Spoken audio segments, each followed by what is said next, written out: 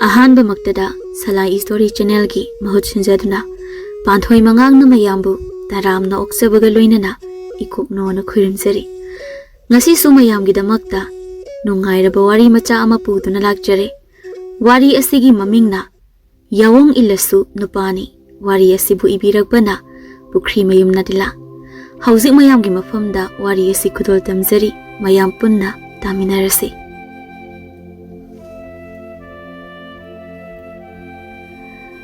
Khul amada adha khitang suba morada phamdek luraga haugalakpada ngairiba nupa amakhak leirami. Nupa adugi koloi minglendi manja haina kaurami. Mingda duga saktam duga phibam duga onthongna susana khidre. Mingi wasi amaromda thamkhraga khul lekai gi mina mahaksi manja mande haiduna manbi haina kaurami. Bi haidura ba haidura bhamen tadabadu pukhri adugi mapalda famduna leitum macha macha singadu khunduna isingda langthabi sanari. Nupi khonjal dagi suhena tholabi khonjal aduna matom ta wari sajabagum madom tuminna murum soli. Aigi mapu osibu asumna tum loiradura. Mapuk na hakna thirabadi punsi se magul lehendida ko. Punsi lila pambak thaksida aigi saklona kari. Oiningbu oirabasu ai nupane. Mamal phana leirasu nupa phana oirasu. Angam basingi wahai tung induna punsilen basibu hongnaribra makhoi boigi kanano aduga ina makhoi gi kana mi oibagi masala solabadi adonba singna mikha ponba amak bachat nabi singi manungda masisu ahingba kudam amakhangne ason basingbu akan basingi khubak mayai da thamduna sana ningba maongda sanabiri masibu ngakbi senbi bani hairi Ason basingbu amuk tawbimal khangdaba tahanbiri masibu kobra tuhatbiba manza maithongda nanthara ke taramba pirang marik singadu tapna daithoi masida ason ba ikhoi gi iral sibu karino hingningba punsi ma hingsu hingba ngamanbide mapu mahang tonsu taman khreda aigi mapuksi napa moi jarabasu miyang gi nongna pam hek oi punsi se Ishana Nupani haina haijaba sinadi miyangi akhuba mityanga sidagi lapna leiba ngamjadre manja puba thangba ngamdraba thamoigi maisa ada haksang sinba thungna mayoire haiba khangle maithong adu pumak he maksingle makhondi thokta famliba mafam adudagi su machi khajik lengda mamitagi mapi sinthari karisu tawba ngamjadraba amagum pangdaba amagum Adumna manja wakal nungaitana leiringai ikhang khanghaudana tunglomdagi nupa amagi khonjelna ita hai nangbo manja manbi natrane kari nusibu nungthil pobobsida mira laira mamai ga son onthokdagi leisibo aina kauri ga setasina dabi mo ongni ni maisa oita hoinu masibo mi oirasu lai oirasu ingit amata depirak yaida hera hekta changsilageda Wakal amada mangliba manjagi sagan aduda tunglomdagi khut amana pop thari manja karino haibadi khalli adubu ikhang khangba haibadi oide manja tunglomda mamaidu tapna lithori tungda leiramliba midu ubada manja khangpre he khangi oima kaino bali nangbo namaidu narumma payongna thangslaktradi yadro aidi khangini karino ba namaiduna asangbo angangbo tawri myamduna Bale haife noksine adusu nokningdana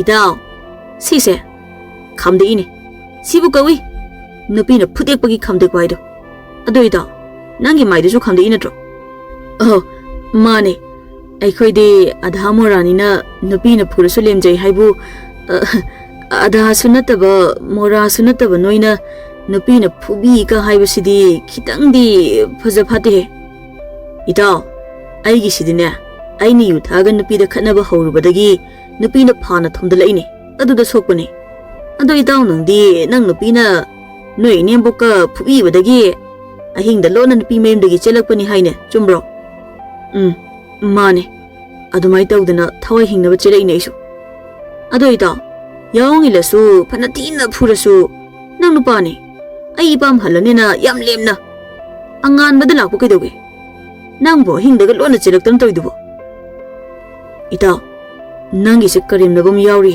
phare ado Unadabasу yamna kuire. Nangbu nungairibo. Karam tawige. Angang yaurabo. Kaya surage. No ima baji khoi kim tawduba natro. Kaino ita. Chahi mari mangagi awa nungaibo wahang amata pulap hangjilaisibo. Ai ko ngawida. Ai budi yam nungairiye. Imagi misai kharata nupigi sarai amu in. Isa ani ahum adugi mikap mirau kholamukta yam nungairi. Nungai mandana ko kazai mai chak pidi hele sarisi. Baji ju hana daibu henjangkhre. Magi mathibong yudo tap tage thaksilani. Ade amung ganja ngausilani. Aduga nongambe namita fa ngauro lolaga dum leiduin tawisi. Adai ahing da phamai ni sa do han ngamdadana ikhoina mikap tholokpada fa adam nisa khaidana londana laudana leirambado adu fa yauri banida. Si mayam maraga sida amuk imung pubagi dai amaso aina purindo. Khangdada punsi je aikhoi imung se kitang leida lairaga oiramlaba ai nahana tengko lam pairaga changni boin chalamani. Manja tapna no fetawna. Nangi wari sisu mahau amani ne. Tababu phan anungairi. Nangi mino maisasina amuk makhalamani. Wari oina tabubudi yam nungaiba. Aduga thengnariba aidi marakta khong khut changna tingtholaga kamningba phawri pone. Ado ida nang Yawong inbado mahau kamai toge. Manja mamitu chepna baleda yenglei aduga pakhon pirei. Ida Yawong inbai mahause yam thumme. Nangsu atombi ama thiraga Yawong ilu. Aduga dum khanglani. Is aidi oinamna hawramdo malaga thummiba. Ida punsise phagi sungna nate. Nupa oigera nupi oigera sena loina ngame. Sel haiba seje sina ngamdaba kasu leiti. Ai bungasi adhamora oheliba sisu sel mahagnani. Ado ida nang buno ima khoina loksan bro. Noi na se hingsabi ko sabi mayamduna di nang setana sage haidro. Kaido bai loksilo dino. Ai bu ningolo. Ise singduna di khujinna bu sikpo mahyana bu chikpo angam yam tawrkhibane. Ai su kanana kamai tawrino wakhan kamda tawdre. Moi mari mangana yamsalakpada. Nupi tabu mang ani shuide haina bai wane. Nupa ai khoidi homo oigera tumu oigera yum haibasina loire. Yawong inba kaise matam kharagi wane. Nupi ama mawana phubidana mayumdagi tanthokpiri ya hairadi khullekai mayam changdana warak watem tawraga ningthina matei manau leiminana basingani. Yawong inba nupa ama maina pina tanthoe hairadi Athouba mina hauji phau kaidori nama ikairo taladi chalu yadra haidana maida sampalna kangi haini. Masini nupa ai khoisa koina lapna chalu rasu aroibadadi iyumda dum tai. Aiso nangi pendraba wahai singa si tabada wakhal yam nawaiti. Ado ita noma pulaga mahi mapang khara thakpi sabi tawraga oina awa nawai tathok tasin tongnarase. Aiso itu kwaktuga ima sekpi dugana shet togi ngaidana leramani. Aduna iyumda ganna hanjandaba yade. Ai chale ko ita chale. Bale ya sanglakpa aduda hathu adu mayum mai kai pangna chatpoi chenboi tawduna chatkhi. Manja su bale na chatkhiba adu yengduna sor asangba mahondoi. Matam sisu chatkhiba khanghaudene. Ngahaktang oiraboi ninge. Adabu matam sidi yamna haujilamme. Yumda hanbana farane. Manja mayumda hanjali adubu yum aduda lairiba mising adudi mangonda suktokpaga paithokpaga tawduna yengnari. Masi ahan ibelei aduna khondu yam hautana manjada. Oi saman ba ngasai kai selui natugi khubak mayadagi nanthorakpagi koiba langba koisa chaning leiro nang nami oina thari se natu maslai phanek segaiba manbido madu khaktani ne ko aikhoi ga se karima to usipi banate ba ibelei do manjagi manakta amung nakna changsilei manjadi matin kut yoli aduga masjid yengi masadu su subjanta silagale ibelei wa makha tare haibi de haijanu he nupi gi chaifu khang mora phanek na kulubanang ibelei wa hai ama ani sikhak hairamaga adam chatkhi manjadi fungat lambar sordu hu ha hondoi Yawong ilubadagi manja masaga janadaba maongda yamna sonjarabani adagi makhonga su yamna thojarabani. Masi atay adusu manjada wadi haidana chadogi loina yengnaduna leirami. Manjadi tumina adu magi kada changki. Manja ka aduda leiriba magi napi thoibigi awan posting adu uraga matomta asumna khanjai. Aigi punsise matam kharadi masigi lupa paisa kharagi pot singsiga onarurabani ko. Aise onthoknasu wakhal yaudedako pamuida punsi mate kharado khohegum thumba khoithumba nupi magi wahi singadu mahu onthokna kallida ima ipa isil ina makhoi mayamgi wabu tungoina mana haibana mafare khaluba ngasidi aigina haibada hanna yenglubada makhoi natana kanasu leiramtri nupina khoina phatabase lam yawna phatteda imung amabu hek seto khaido piduna harau nungaiba pumbu munbida thoibe ai ngasidi punsi lambi chatpa ngamtre miyamgi minok maisana ima yesi thangatpa ngamtre nangi tung illubana ngasidi imung manungi nuksibadu sile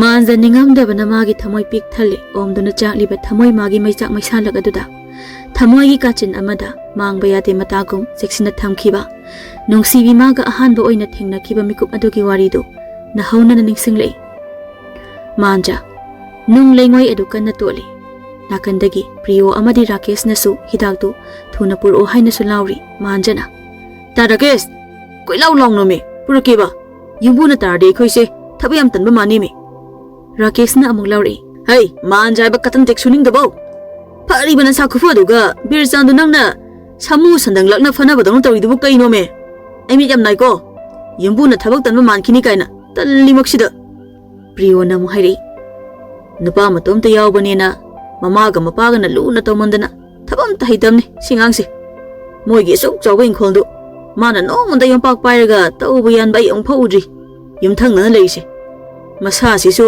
mase mayamduna inauli tongpongni do haidana atong atongba khan khandana pijabada leng lakpa ngamdrabani rakesh na amuk priyo da hanglei asuk luna sana thami mana kaigina jugali subu laisina magi bu kai walage ho masen na laik tamba to haidana saudana namdana thabak tharaini e madi kaigi laik tamba toiba as mai wase puthang amana teda khadrak madrak tawdana metric tharamdai da laik mayek paire kok ta changu yadre haidana as mana ngamdana namdan toini as laik pa ba tan tawni da mai khadrak to ai loi khangi rakesh na e kaya hengang ni yungni laik mayek pu paire haine ha chei wa tan tawni mai do ai isa ina go iramadi ko shan hatkum na hatkadam manjana kanano hatoibo tarakesh priyo amadi rakesh manjada yenglei hidak puri etu silere rakesh na karom dai no inaudi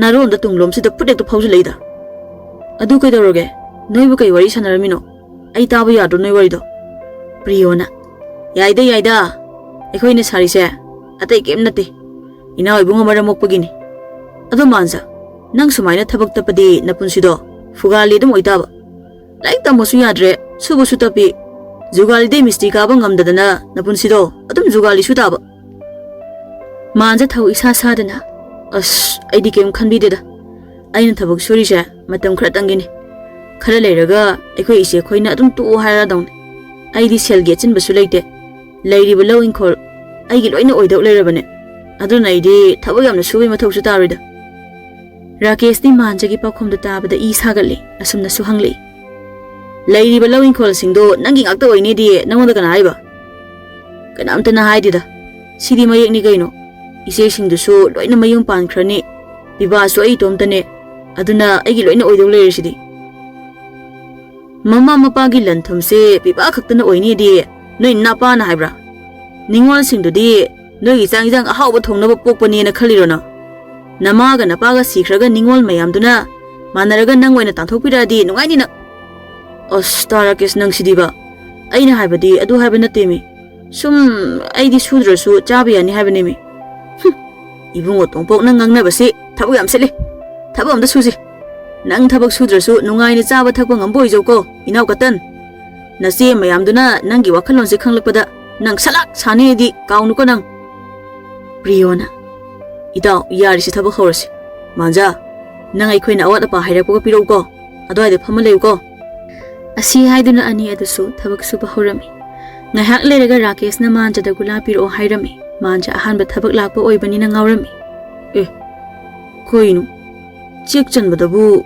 gula piro haisuba gula chongjalo sayim tang hangeda mana tabada onaba oiramni khanduna manja do rakesh da hanjin hanjin kauduna hangi rakeshu hoi gulani sasat puro tamak hairami ꯐꯖꯅ ꯋꯥꯈꯜ ꯇꯥꯅꯕꯗꯤ ꯍꯥꯏꯕꯤꯔꯝꯗꯦ꯫ ꯑꯁ ꯃꯣꯏꯒꯤꯁꯦ ꯊꯕꯛ ꯋꯥꯕꯩ ꯒꯨꯂꯥ ꯆꯥꯅꯤꯡꯉꯤ ꯑꯣꯏꯔ ꯃꯥꯜꯂꯦ꯫ ꯑꯩꯗꯤ ꯃꯣꯏꯗ ꯀꯥꯏꯗꯩ ꯒꯨꯂꯥ ꯄꯤꯗꯣꯏꯅꯣ?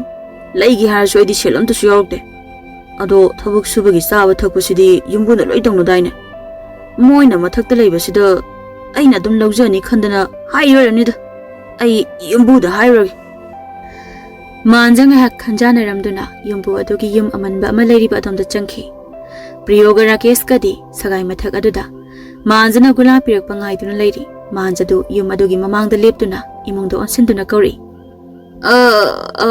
ꯃꯤ ꯂꯩꯕ꯭ꯔꯣ? ꯃꯤ ꯂꯩꯕ꯭ꯔꯣ? ꯀꯩꯅꯣꯝꯇ ꯍꯥꯏꯖꯒꯦ꯫ ꯃꯤ ꯑꯝꯇ ꯊꯣꯛꯄꯤꯔꯛꯑꯣ꯫ ꯀꯩꯅꯣ ꯃꯣꯏꯁꯤꯕꯨ ꯀꯅꯥꯝ ꯂꯩꯇꯖꯥꯠꯂꯣ? ꯃꯤ ꯂꯩꯕꯩ ꯁꯥꯅꯤꯟꯕ ꯑꯝꯇ ꯐꯪꯗꯦꯗ꯫ ꯏꯃꯨꯡꯗꯒꯤ ꯌꯨꯝ ꯑꯗꯨꯒꯤ ꯅꯤꯡꯉꯣꯜ ꯑꯣꯏꯔꯤꯕꯤ ꯊꯣꯏꯕꯤ ꯑꯗꯨ ꯃꯣꯡ ꯍꯥꯗꯅ ꯊꯣꯛꯂꯛꯏ꯫ ꯃꯥꯟꯖ ꯊꯣꯏꯕꯤ ꯎꯔꯨꯕꯗ ꯍꯥꯏꯔꯛꯂꯝꯃꯤ꯫ ꯏꯆꯦ, ꯑꯩꯈꯣꯏꯒꯤ ꯃꯤꯁꯇ꯭ꯔꯤ ꯑꯅꯤꯁꯤ ꯋꯥꯔ ꯃꯥꯜꯂꯦ꯫ ꯒꯨꯂꯥ ꯆꯥꯅꯤꯡꯕꯩꯔ ꯀꯩꯅꯣ ꯑꯩꯉꯣꯟꯗ ꯒꯨꯂꯥ ꯄꯤꯔꯛꯑꯣꯅ ꯍꯥꯏꯔꯦ꯫ ꯏꯆꯦꯅ ꯒꯨꯂꯥ ꯀꯧꯇꯥ ꯑꯝꯇ ꯄꯤꯕꯤꯒꯦꯔꯥ? ꯊꯣꯏꯕꯤꯗꯨ ꯃꯥꯟꯖꯅ ꯍꯥꯏꯔꯛꯏꯕ ꯋꯥꯁꯤꯡ ꯑꯗꯨ ꯇꯥꯔꯒ ꯋꯥꯈꯜꯗ ꯑꯁꯨꯝꯅ ꯈꯜꯂꯤ꯫ ꯀꯩꯅꯣꯅꯦ ꯃꯥ ꯍꯥꯏꯁꯤꯕꯣ? ꯃꯤ ꯑꯇꯩꯒꯤ ꯁꯤꯟꯃꯤꯁꯤꯡꯗꯤ ꯏꯁꯤꯡ ꯊꯛꯀꯦ ꯆꯥ ꯊꯛꯀꯦ ꯍꯥꯏꯌꯦ, ꯑꯗꯨꯒ ꯑꯩꯈꯣꯏꯒꯤ ꯊꯕꯛ ꯁꯨꯕꯁꯤꯡꯁꯤꯅ ꯒꯨꯂꯥ ꯀꯧꯇꯥ ꯑꯃ ꯄꯤꯌꯨ ꯀꯥꯏꯅ ꯍꯥꯏꯁꯤꯕꯨ ꯀꯩꯅꯣ? ꯃꯣꯏꯁꯤꯕꯨ ꯀꯌꯥꯝ ꯃꯃꯜ ꯋꯥꯡꯕ ꯁꯤꯟꯃꯤꯅꯣꯅꯦ? ꯑꯁ ꯑꯩ ꯋꯥꯈꯜꯒ ꯑꯝꯇ ꯇꯥꯖꯗꯦꯗ꯫ ꯊꯣꯏꯕꯤꯗꯨ ꯆꯤꯟꯅ ꯊꯣꯛꯅ ꯋꯥ ꯍꯥꯏꯔꯨꯕꯗ ꯐꯖꯔꯣꯏ ꯈꯟꯗꯨꯅ ꯉꯥꯏꯍꯥꯛ ꯉꯥꯏꯔꯝꯃꯨ ꯍꯥꯏꯗꯨꯅ ꯒꯨꯂꯥ ꯂꯩꯕ ꯆꯠꯈꯤ꯫ ꯃꯥꯟꯖ ꯊꯣꯏꯕꯤ ꯉꯥꯏꯕ ꯑꯣꯏꯅ ꯌꯨꯝꯗꯨ ꯀꯣꯏꯅ ꯆꯠꯇꯨꯅ ꯌꯦꯡꯉꯤ꯫ ꯃꯣꯏ ꯌꯨꯝꯁꯤꯗꯤ ꯌꯥꯝ ꯐꯔꯤꯅ, ꯑꯗꯨꯒ ꯀꯩꯒꯤꯅꯣ ꯃꯣꯏꯅ ꯌꯨꯝ ꯑꯃꯨꯛ ꯅꯧꯅ ꯁꯥꯔꯤꯁꯤꯕꯣ? ꯁꯦꯜ ꯄꯥꯏꯕ ꯃꯣꯏꯒꯤꯗꯤ ꯁꯤꯒꯨꯝꯕ ꯌꯨꯝꯒꯁꯦ ꯀꯩꯁꯨ ꯂꯩꯕ ꯅꯠꯇꯦꯅꯦ꯫ ꯑꯩꯗꯤ ꯃꯣꯏ ꯌꯨꯝꯁꯤꯗ ꯂꯩꯔꯗꯤ ꯌꯥꯝ ꯅꯨꯡꯉꯥꯏꯅꯤꯕꯣ꯫ ꯑꯗꯣ ꯍꯧꯖꯤꯛꯀꯤ ꯏꯆꯦꯗꯣ ꯃꯁꯛ ꯌꯥꯝ ꯐꯖꯩꯅꯦ, ꯃꯁꯝꯒꯗꯨꯅ ꯐꯔꯤꯕ꯫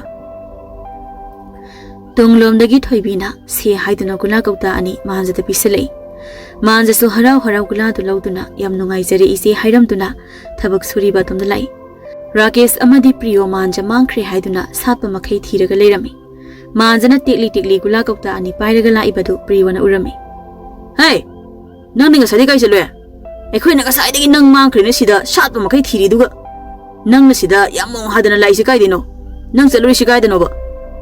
ꯔꯥꯀꯦꯁꯇꯤ ꯃꯥꯟꯖꯗ ꯁꯥꯎꯅ ꯌꯦꯡꯂꯒ ꯂꯩ꯫ ꯃꯥꯟꯖꯁꯨ ꯇꯞꯅ ꯏꯪꯅ ꯄꯥꯎꯈꯨꯝ ꯄꯤꯔꯛꯏ꯫ ꯇꯥ ꯔꯥꯀꯦꯁꯅ ꯒꯨꯂꯥ ꯄꯤꯔꯛꯑꯣ ꯍꯥꯏꯕꯗꯨꯗ ꯌꯨꯝꯕꯨꯗ ꯍꯥꯏꯔꯒ ꯒꯨꯂꯥ ꯂꯧꯔꯨꯔꯤꯅꯦ꯫ ꯑꯩꯅꯗꯤ ꯑꯃꯇꯪ ꯄꯤꯌꯨ ꯍꯥꯏꯕꯅꯦ, ꯌꯨꯝꯕꯨ ꯏꯆꯦꯗꯨꯅ ꯑꯅꯤ ꯄꯤꯔꯛꯏꯅꯦ꯫ ꯑꯩꯈꯣꯏ ꯑꯍꯨꯝ ꯁꯨꯕꯁꯤꯗ ꯀꯣꯟꯅꯔꯣꯏ ꯈꯟꯕꯩꯔ ꯀꯩꯅꯣ ꯑꯅꯤꯕꯨ ꯄꯤꯁꯜꯂꯛꯏ꯫ ꯔꯥꯀꯦꯁꯇꯨ ꯁꯥꯎꯅ ꯆꯣꯡꯁꯤꯜꯂꯛꯑꯒ ꯃꯥꯟꯖꯗ ꯂꯥꯎꯍꯜꯂꯛꯏ꯫ ꯍꯩ ꯑꯄꯪꯖꯥꯎ! ꯅꯪ ꯈꯨꯄꯥꯛꯁꯤꯅ ꯅꯪ ꯅꯆꯤꯟꯗꯨ ꯊꯥꯖꯤꯜꯂꯛꯑꯗꯤ ꯅꯌꯥꯁꯤꯡꯗꯨ ꯂꯨꯈꯝꯂꯣꯝꯗ ꯐꯨꯔꯨꯞ ꯐꯥꯎꯗꯣꯛꯀꯅꯤꯗꯣ꯫ ꯆꯥꯕꯗ ꯁꯤꯡꯕ ꯑꯣꯏꯅ ꯇꯧꯏ, ꯋꯥ ꯉꯥꯡꯕꯗꯤ ꯇꯛꯅꯤꯡꯉꯥꯏ ꯌꯥꯎꯗꯦꯅꯦ꯫ ꯈꯪꯗ꯭ꯔꯗꯤ ꯍꯪꯂꯛꯄ ꯀꯩꯗꯧꯒꯦ? ꯍꯟꯖꯟ ꯍꯟꯖꯟ ꯍꯪꯂꯛꯄꯗꯨꯗ ꯒꯨꯂꯥꯁꯦ ꯀꯃꯥꯏꯅ ꯇꯧꯗꯣꯏꯅꯣꯅ ꯍꯥꯏꯔꯛꯄꯗꯤ ꯀꯩꯗꯧꯒꯦꯕ? ꯄ꯭ꯔꯤꯌꯣ ꯅꯪꯕꯨ ꯁꯤ ꯑꯉꯥꯡꯁꯤ ꯀꯃꯥꯏꯅ ꯄꯨꯔꯛꯏꯅꯣ? ꯊꯕꯛ ꯁꯨꯕꯗꯤ ꯂꯥꯏꯔꯤꯅꯦ, ꯋꯥ ꯍꯪꯕ ꯐꯥꯎ ꯇꯟꯕ ꯃꯥꯅ ꯀꯃꯥꯏꯅ ꯊꯕꯛ ꯁꯨꯗꯣꯏꯅꯣꯕ?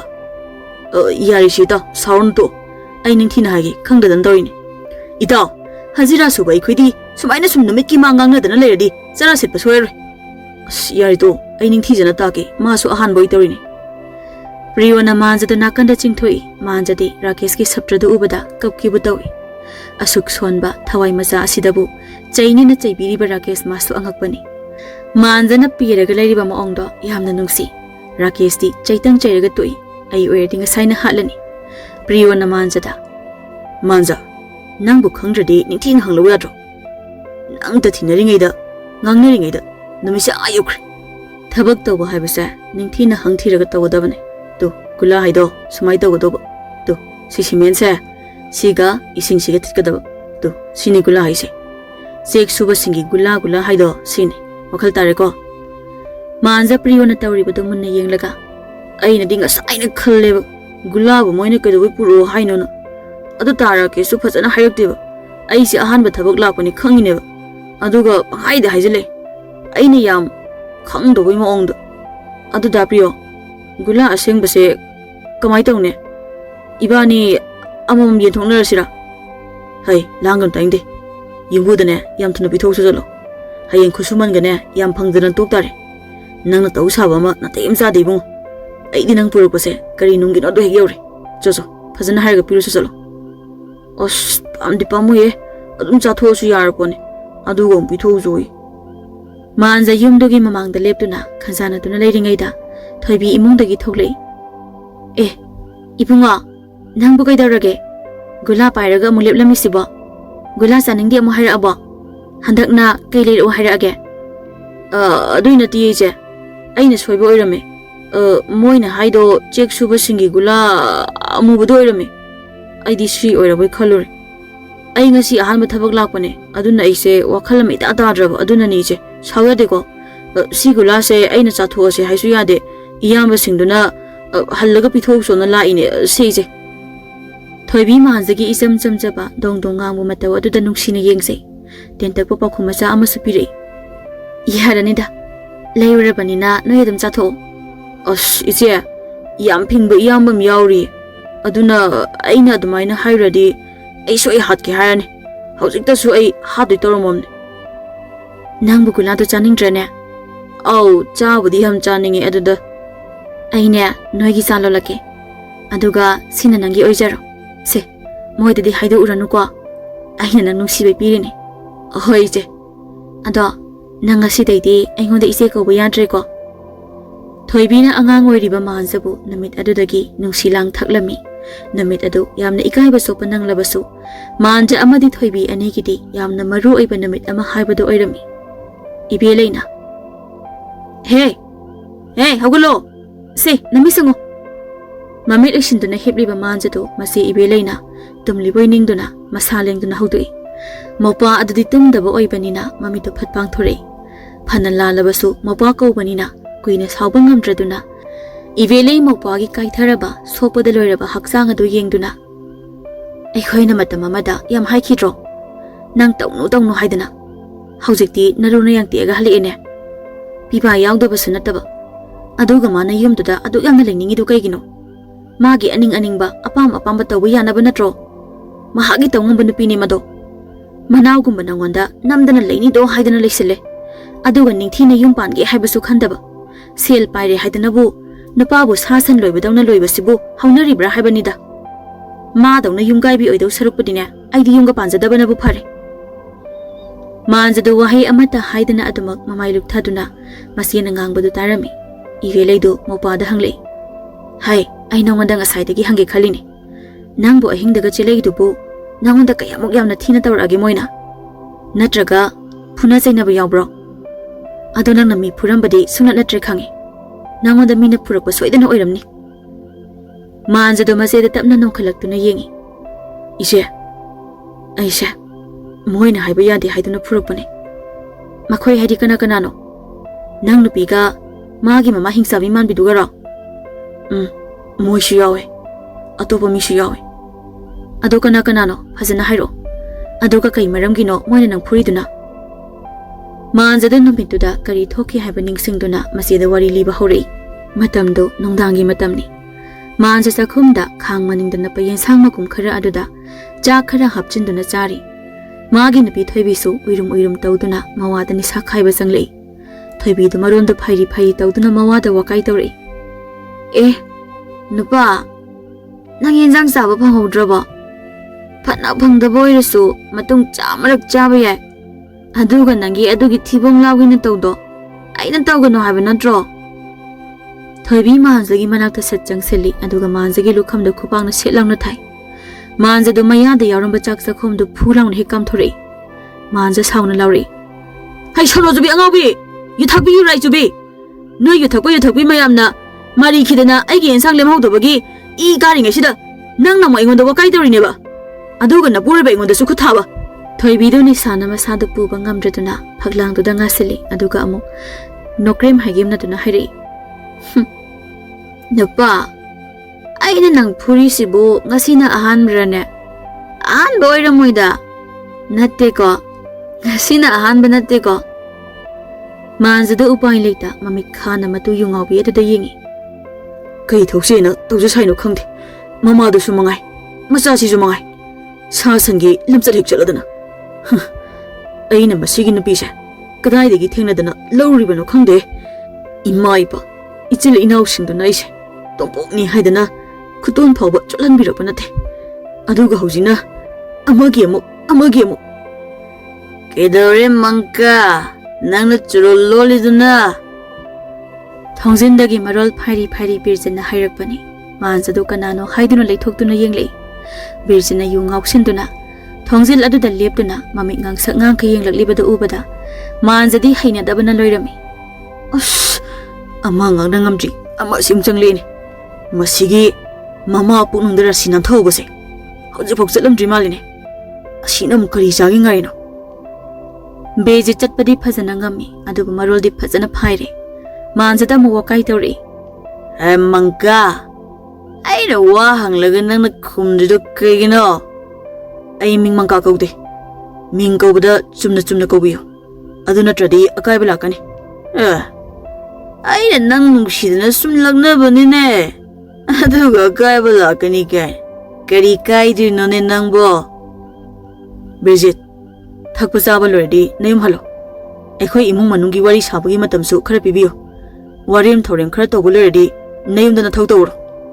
Oh, mangka nang adumai hainune. Yamsi nang ginnatane. Nang nupi mapamnine. Ai yu ngawarsu sifaudi kaude. Nang na ai nayum chatlo talidu kaigino. Ai nayum sida laining ni phone leiba yaina.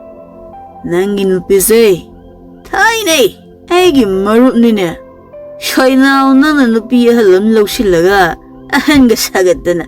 Aingondaga minga segatana ga tawine. Athouba nang nupana aingonda haisi nang tadro. Thoibido faklangda ngaraga tumlambani. Birjina lonba lauba tawba aduda oirum hawgalei. Kaidawrage noina launarisibo. Noi aina sauraga naya thudeuro. Birjita Thoibida pautam lei. Thoiba nang nupana aisa yumda chakron talin. Aina noi yumda leibase kiyam karage. Aibu noi imung mangnaba yam tawbrane. Yare noi nimaki yum nate. Si aigi yum ne aigi yum. Thoibigi mama latado phatpaisilei. Masu yu ngauphing tawribani. Kaino swaisi kai irang leige yam kanna launarisibo. Manzadu manemda wa hairi. Ima, ai sumai sum tawbase pamde. Sumai sum imu manungda sanai yunairadi soidina khana chainaba tholani. Kanagi nupa nupi pumnamak khomjilaga yumsida ahing nungthil naidaba makai jordagi kaidagi araiba nisa kai loina chasilaga nisa chadaba aingonda mayamgi khaifam matam lenpham oirire. Sibu haunaribra haibanida. Ibaiduna khangladi kaino oidoise. Imana imunga sida tawrise khara semdokpiyo. Adu natradi ai yumda hankhiba ama. Adu natraga ibaida wasa marik chumna tambam tawrani. Lata mamito songthor tawkhai maongda lauthui aduga Birjita yenglei. Lata na Birjita ingit ama tawrami. Nupado ingito khangladuna manjadu chakhum adudagi laktana machin minchinduna chingthori. Manja pring kauduna nanthongna bohone aduba ngamlamde. Yungawi haibagi wani. Manjadagi Birjit na masafaba yam thini heli aduna manjana Birjitagi nanthokpa ngamde. Sum chingthorakduna makhoina thakpi sabi tawramba mafam aduda lepi aduga Lata amadi Birjitna hellawai macha si singse yam thuna sengdo nang haibadu noi ibaida marik chumna pau tamni haiba natro. Nang kai haina tamga haino aikhoida han hairo nangna tamdoido. Thoibisu hairi thole manjana kaino noina tawgena khalisa noina engodagi pamisi kaino. Lata namu hai nang na aikhoida wa hankana ngangba natiklo. Nang gumbana aikhoigi mayokta leiba natiklo. Se aikhoina tawrise nungai thoiba khangaba. Noi lawai dudadi sumai tawbase amuk taphau ujaram khiroine. Aduna ni nang na pepa pipa yam ngangido.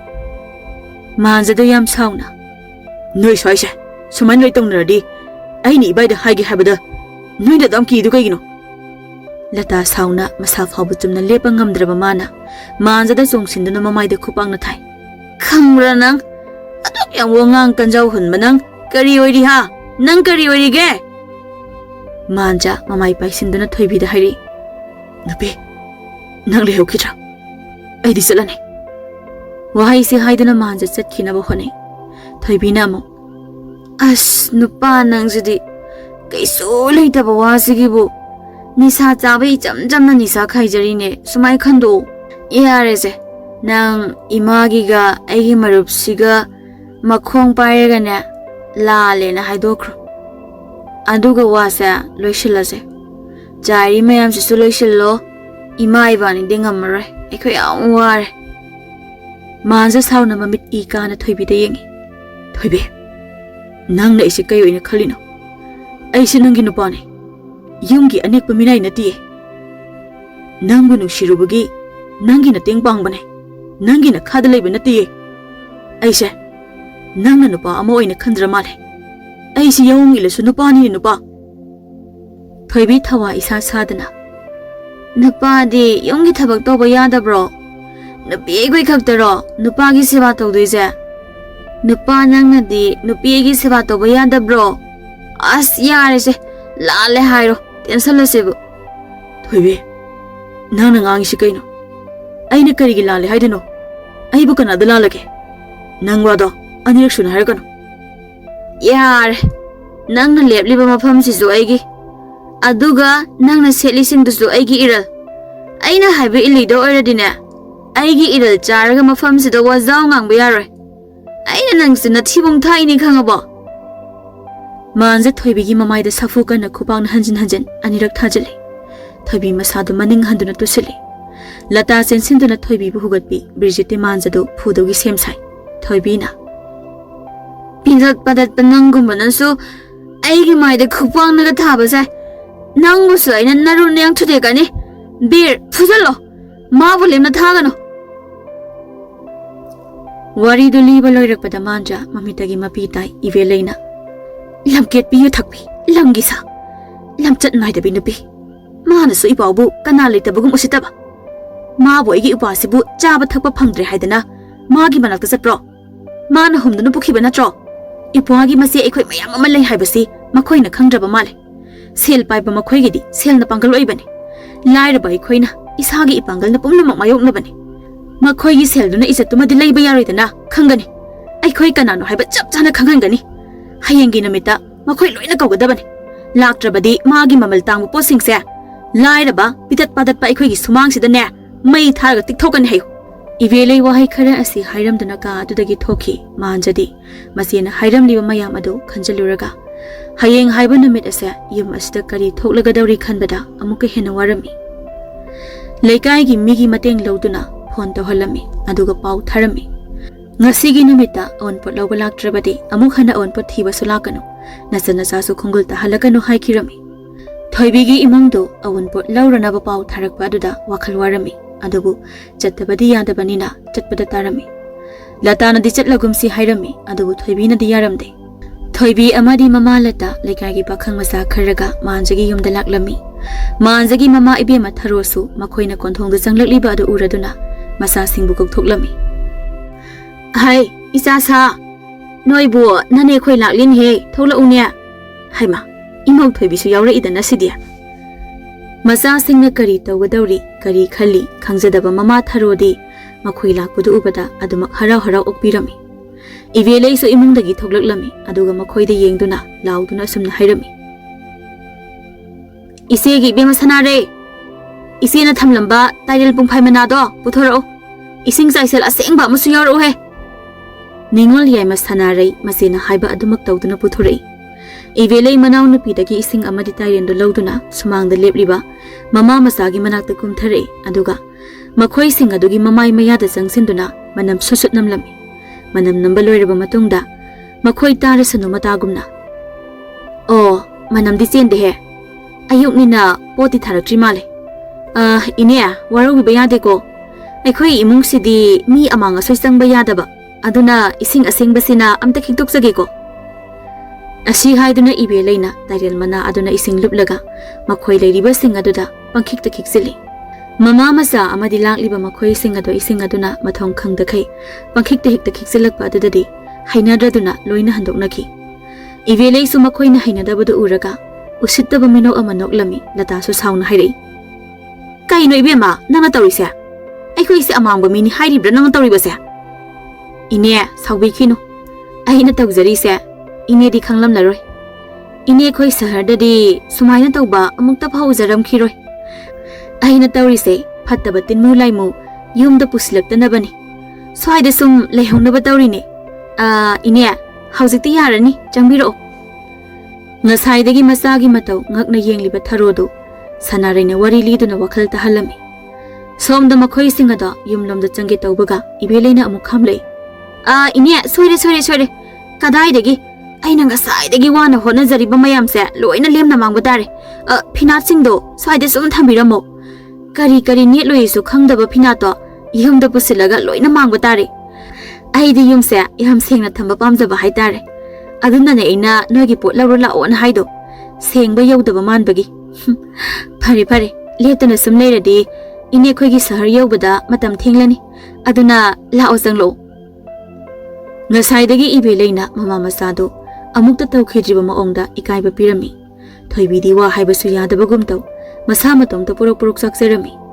Ibeleina ngamdana su adumak sumangda pina thanamlaga changhalami. Imungda amuk ibeleina wa haiba hore. Ine wari se aikhoi baji ga oina sagadabane. Ado noigidi nupa ahal amatabu yawbu ude kamai tawrino. Ine khoi se noina ngamnaba adum honarage khalaga laabra. Noigi su nupa yawraktrabanina aikhoi su nupi ngaktaga ngangnaba taridana. Manjagi mapabung adudi nupi ngakta wari sariba aduda ma yawsiluba phazare khangladuna thoktuna chatki. Fivam amasu iphat phatte inai tanadaba mali. Yumda sum leisiladi masu yenglaga leiba yaroi khangbana ngantana thoki. Iveleido thoibigi manak jangsinduna makhut ani lonaduna hairei. Inamagi ibema thoibiya. Inamana ikhut ani se lonaduna haizari. Aigi upa apangbase amuktadi thadokpiramo.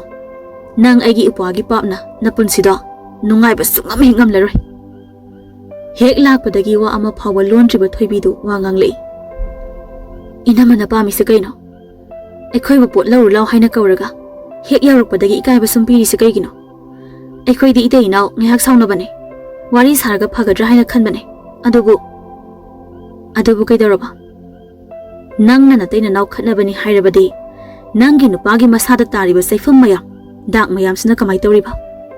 Aduso kangna chikpani haigadawribra. Ningol safabi mayam aduso amamam tawduna loina changsinaраklami. Manja su changlakami. Manja thoibi mama masa ubada yamna sauningi. Mamit khana yengduna sule mama ibema tharona hairi. Ibema noina tawrisi yamna hakmali. Aigi isa se mase taruki makhada mana iton bani haidana. Yum asida kana amatana khupangna set tharakpa nate. Hoi noina taina naw khatnabadi aikhoina haiba ngamloi. Malemgi matai manaw loina su khatnariba chainariba ngaktani. Adubu mitopta yeknaba amagumna phuan chaihanba haibase nakhoi yam lali ko. Lata nang suna sana yana soirakpada nang na ngang seigadra hairaga nang ni hena mathoi hapsinbadubu mama ama oibagi masatlanya. Thoibi nang sunangi nupa asidagi nang na uda kai halini. Nang na wakhal khara tagadra hairaga nang na oina ngawba heline. Ibeleina wa marak thatuna. Ima ngaiko makhoi wakhal taba mi amata nate. Aduna wakhal tadaba ikhoiga oina wari saki. Ine sumai tawrasi. Ipa phuba isalgi maruptu sukawbiro. Wari sa saba khra nungainaba. Noina pamba ipona nakhong pairaga lale haibadasu haihallagi. Lata amata hek ngangpham leiramde. Adubu mana ngamda yade pakhum amadi pidaba yade matagumna khumlei. Ibema migi masado aikhoigi wari sabasida pusilakanu. Masidi matai manawgi warini. Makhoina bu yanaradi aikhoina hojik ngangnari kheise loina hek aremba tadoini. Nangi naupana isa se kayam pamgedo noisu lai khangni natro. Wazausu yamna ngangganuda kono sopakani. Ningol yai masana reina. Pare inena bo dumai khaladi. Matai manaw phuna bani hairadi hojik phuan batare. Ibunga tholo sida. Manjado sana reina koksilami. Thoibi khoiga lakmina bana ha pakhang singadudi phingatnare. Makhoi ningol mari adusu makhoiga muknai. Ikhang khangawdana charang narakpa aduda ibelena wa haire. Amtangai ko. Mayam ingna dum wari sasi irang sagar pirakanu. Sinoigi saradu natiye yamna langbigano. Aina langanu haidi langanu dana. Mayam tumin leki. Ibelei mayam aduda yengduna. Aikhoi saise noi sahardawna. Nupi su nupa su ni sasaraga lawba khongba tawbado adumaina tawba yaba mafam nate. Nupina ni sasabadi lairadana. Nupana ni sasaba phau mina noknarini. Wari sasi hairadine ningthina sasi. Irang sagarpagi thabakti tawrakanu. Lata amadi lakliba makhoi naha singdu tumin loina leinei. Isalibe Mathoibe Nangna Egi Ipase Yum Sidagi Setokuna Pukiba Natro Aduga Wangang Badana Mayum Lefam later Badagi Labor Lapo in Nangi Dukagino Ipagi Kariswateko Watli Bahababu Matik Jabita Loy Amakatani Taina di Samuloi Bini Hida di Sel by Bini Haina Kangarami Aduba Hausikandina Isal Koi Sel by Bimayamna Nupase yep the Napunarak Badagi Mayum the Nupa Tambangam Ladi Sel by Bini Haina Canary Toby Masin Hypetching Katunanoi Mawalo de Haigomadana Aduga Muxi Irai line Hidori Inama Equaisung aside the gay Inamana Hypopumataridana Adana Hausikti Equine Hypong Tabiro Wasa Gashilibawanate Equisi Isana Kangobanate Tokrisingdo Nisanga Bahisa Mi Pumba Matong Sabataba Amata Tonabanate Mama Masataret Adudi Toybigi mi Ushitabuman Bakumadu Taraga Meetei Haigali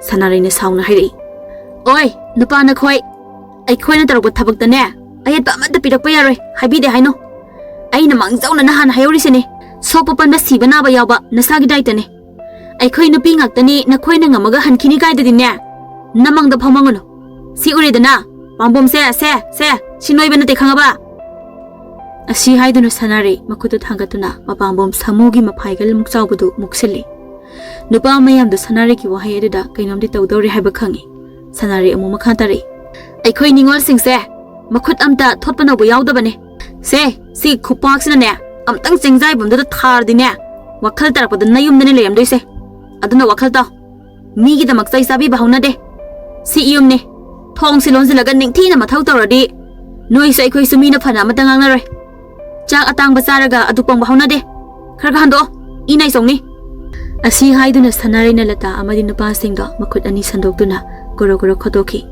Aduga Masi Amada Pulap Tasindana Lefali Nupa Singadu Samogum Lava Manzagi Masi Singaduga Panabangam Loikangana Makoi Mari Mangado Karito Duno Yang Lagi Haibagi Maonda Mamit Mana Singdokuna Lairami Sanarina Ibunga Nangi Nupi Zipu Eko Yenge Nupana Nupi Pubaisa Loina Zanaringaktani Nangi Nupina Nangonda Nisakai Badi Yaraga Nangna Mapubadi Karigi Yaroi Manzadu Masina Haiba to Tabadangai Man Ingangak Nalay Uraga Ningol Atombina Hari Hey, Chalune, Pune Mas Pubagi say Nado, Kamaito Kangalune Maz Sangsin Bangam da Adamak Lip to Nale, Masi Ibelena Manzagi Manindagi, Top Lana Toby Manak the Coxili Manja Masi the Yingli, and the Bumagi Akoi with the Ladyba, Masi Singadu Uraga, Masu Tona Malaklami Magi no PFC para Amadi Tambiragi Kanduna, Masu Putaba Hori Lata di Masa Puba Uba to the Sensina Bohone, Aduba Ningol Atombina Subsindana Pai. Lata do Subsin Kiba duna Ling Bupongam Lamde. Aduna Machana Ayo Lauduna. Yumya at the Kochen Badu. Ningol Atombigi Sagra Karaktagi, Makokli Thorak Duna Yengi. Yamna Chai. Imagi Bema Haiduna. Somdana Kamdauri. Makoigi Mateng Kazik Tangsu Oi never put a kiba no papa Kang Singado. Karana phone low tokuna. Toibina Kochen Chelaga Manzana Pubado, Video Nami. Kara Amana Ningol Marie Subiga, Manga Subiga the Kan Irang Tauri. Toibisu, Jelambado, Manzaka on Sinaduna Oina Putanari. Aya, Kayana Carbonobasi, here, Nangsu Kangra, I will take Tantiki among the Nanga putting among the Pubiabra. Toibina Manzagi Mako to buy the Singte, Adugala Wide the Kineta Tinjali. Ayo, I go out. Low I should have booked a Sunione, coming on so. Manzana Toibigi Lawai some the tap by, Donglum the Pachinte, Aduga. Mamai do not Kahelaga, Natona the Kin the Pak Long Tinjali, Nahisutaba Hori. Kangra, Nangsu Kangri Modo. Hanubinang Labun Shishiro to Biraga, Kariki Ushitaba, Kanglabran Shositi, Kakon Dinde. Latado Mayana Masado, Tantolkum Topu Uraga. Hi, Karai the lake in the Pamasana Koibo. Isa Sibatare, Amuta Hamdon in a Koibo. Hi, Taro, Nanka Yang the lady no, Natsan Nupana, Isa no Pipurisi, Amok the Kamoania. Lata, I guess, Kashu Manatida. Isa Nupagi, Mamai the Tariba. Namana sang the Namini e Hadaga. Puhalak, but the Taki was a famdo, Adu Yang Libani. I didn't a quay Mamma Samanaraga, a quay book open is a Kangla Baneba. I the Kangeba Situanese. I the Kangana see Hibaneba. masigi mahagi sandan sina ne he namdana puraga ai yauna ne ngak thi chape ba hai ibungo noibu nupa se pharaga amta chingthong ne he na si se kallu ne nupa amana osidi nupi angangi thabang ni da sida nupa ai khoi ni yaushilu ba hai si yam phajar binaw no no olakpa amuk mankini ba latana hai apang ba sing gadha sanjao chao na chawri ba pangli ba na khoi si san oina san gonda puladi laikai do chanthi amata wa lo hen wai kari no ne sok pang ba si bo phuri si nupa ne se ma khoi udra ma le ne hai isa phuri ba imak si nupa ni ne noi bo phunari se amta di kha mo kai daurage noi bo Tharona phudat nari ba ani do e nai tana bagi phibam yorak pa da kham do ami hai ibungo to o yare khara phuradi ima oi be magi phajara ba je hera se tan akai ba male ne to ai ne yare to hai atombi mama du su thado o yare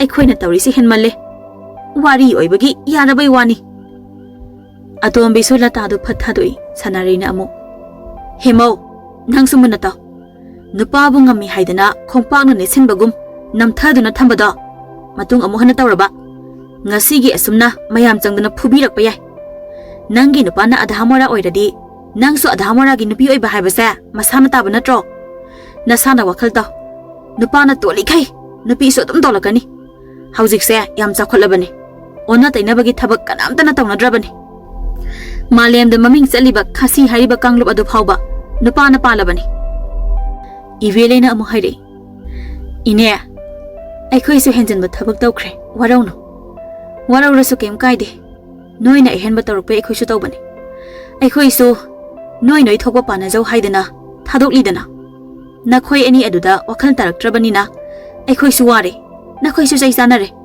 yare sigi wasi to ase pot singse noi pu bangam gadra pukhro ngamloi da boy ragadi hayeng lobla lata khoi du chatna ba masana pi du samduna thoke tawi aduga karimata di tawbangamda mamit khana yenglami ivelei silata gi mit yenga duda nuksiraduna kosi kotuna haire ine yobiro ai su inaw singse lam hendana ba amtangang jauge inaw sa nakhoi dagi angang oi benupada nam lai leisilaga imung manung thugaige iwa do hoiraga yumda purake kaidi khanganu ko ise na madu ya bastu ngam loi ko adubaina tawdobo oiradine yum pandrasu tokthoke haina khalu ko lata do sakpana su loire aduna thongal dagi laurami ho ningona panba yum ai khoi gi posai singdo na khoi kang hau ngauraga saro ko saitana sakhi isa se mafam asida amuk khana khongul ta hala oi ko ningol singdu su adum laudna khumlei social media da Meetei ga Meetei pangal ka khana bagum khutti yaw dana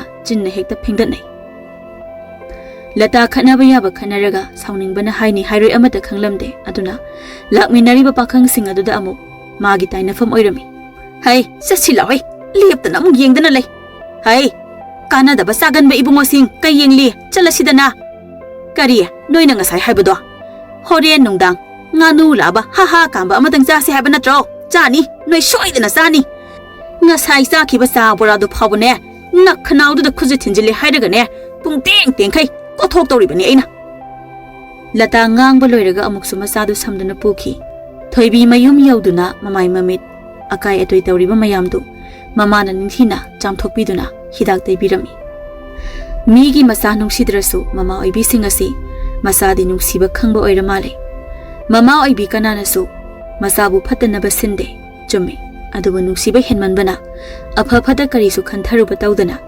masagi ningba thungnaba tawriba aduna masa khangda makhut makna masabu noroki komdan langthei haibasidi haimanba thokte minungsi khangda misada mangnaba tawriba khut aduna masagi phanaba tawbasu yawdaba natte misa si sanu khallabadi isa siba tabane nang ngasi ngammi haiduna tu hatpiriba mahak ada mahaki oina di madu maithiba amanate madu punsigi sangeng amane adubu nangi oina di madu pamne lata masagi yumbal da mana khuthinjaluba asina machabu halakpi mingthol phanga kadra haina wakhalwana tumliba masabu yengduna khanjai adubu hausikan gi haunabi as moina chak thakpa nate halakpi oira kaidawrage mawa laude khanduna haugatkhre aduga magi kada changduna mayom ama paisinduna pothakre nongale thoibi masado manjana kina thindat khiba mafam singado chikpa saba tawbadagi mamai du mafam rang khangdana sukdok suksin tawi Ayo, ayo, ayo, ayo. As, kaya ada kana chiba no yengo basibo. As, ayo, ayo, ayo. Ay, da sizaninge da go. Ima. Oh, Ima. Ima. Ho, kari no. Kari leiragi koi kau risibo. Sak saba matam sunate. Kai no Ima. Sak saba matam natradi kau ba yadrabo. Mi loina chinda Ima pa ine. Ay di kau bidrabane. Ho kari no hai do hairo sang tha da na mungli ho isa se loi thin do e haba chik pada lepham khangre ho adu kai do rage nang na bu do isu yaw bi hairo natraga nang na he ba do ai taw hairo ha kai no khangdi mi tumi leyu ko nar su khar khango ai sak thomuge ai na chakam si haba di yade hobe chale adu ga tan tol kom dana tol hal e hairaga masi da sida law baga khong baga Kanana taning lani haidang tawsa saino tajaning di ay lata lon na thoki thoibi su solhawi mana niko ay bu masigi chaina se khangali se khangni dana nang ay na kai daro ki da yengo ba na se sitabi mayam duna ay bu phu haina insilaga ay bu nang na phu ba ay yam piande ay su matam soidina lakane ba ay ayo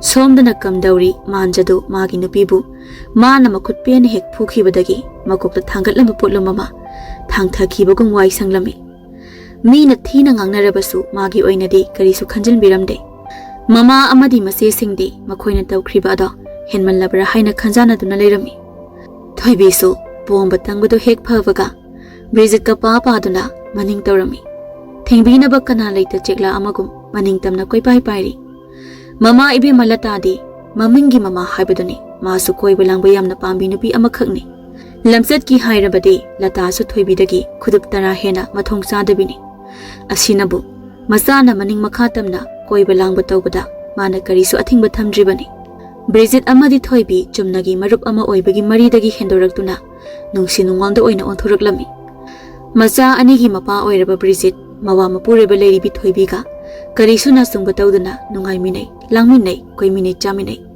thoibigi nungai ba kayam kuina chatkani masamaksu khangjade mahak ngaihaki nungai bada ngauringai matamgi irangda tawringai tungi punsi kari oini asumna asum hingba yagadra haiba karisu khanthade mapure ba leirabi mau amani haiba phawba kaujakre masina amu nungai ba yaba nungai tholuraga kanada tai lada tai haiduni apangba mapure ba aduda adumak tagadawribani Masi ngasigi khunai asida adumak lisang sina chanaduna laklaba amot pa chanabi amakhakni haibaga tawbaga thoibi Bridget na khiraklaba male pamba yaudraba male hundoklamnaba kana honarakle Bir kaino aina ngarang lao hairaga nang laktri de haujikti aina haiba waga se kemda thausa dabai ma ongni ne kaino thoibi ai su yum ama pali ne isa anigi mapane ai bunang haiba pungpham tarik chap chana lakpadi kana nangam dorige is hana de adu kam taning singdabra haujita palla iro nangi yumse nate nangi se kaino makhanba male ai sumsingne kaino khanba haibo kari khandorige nang haido do kaino sasa hayo anganga tombodo masangam haude ayunda thuna handaba yaro nachinda thibada ne kaishu tawdaba nacha do asengbagi nazani nacha masangam dabagi chatoiro natraga konsangda Nangi nupigi sana loba chatoiro as sinam kanana hai jana onthok thuna yaukrida pause ho adu kaidorage aigi nupido magi hanagi sana singdo malli adu gene kitang nobo ma sabibane adu aina aigi nupigi sana loba chakani khanglaga nangna ayong kauridi kaigino Bir asengba ma hainase aise sumaina sum kayam kuina nangi arotpa nupi oina thamkidoino aise karam kanda nayumda pusinge haino Kaino thoibe ai bu nang longni ga haikibrane ai di hanadagi itu sulai isa sulai nang su khangi duni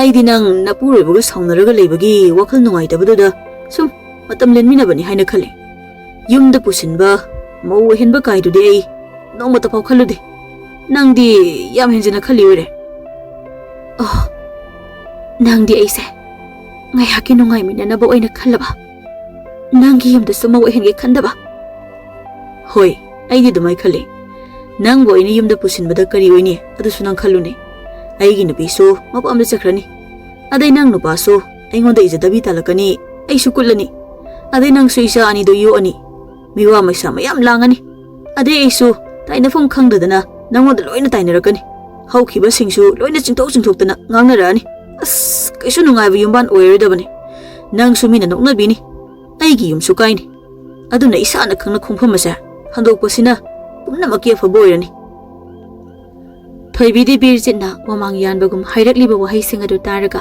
ꯃꯤꯠꯃꯥꯡꯗ ꯊꯣꯛꯄꯒꯨꯝ ꯊꯧꯗꯣꯛꯁꯤꯡ ꯑꯗꯨ ꯋꯥꯈꯜꯅ ꯁꯥꯒꯠꯆꯗꯨꯅ ꯎꯔꯝꯃꯤ ꯐꯔꯦ ꯑꯗꯨꯗꯤ ꯊꯣꯏꯕꯤ ꯑꯩꯁꯨ ꯆꯠꯂꯒꯦ ꯅꯪꯁꯨ ꯑꯩꯒꯤ ꯋꯥꯈꯜꯂꯣꯟ ꯈꯪꯂꯕꯅꯤꯅ ꯉꯁꯤꯗꯩꯗꯤ ꯐꯅ ꯈꯟꯗꯣꯛ 이번에기 말이두수 소이루버니 하이나 칸도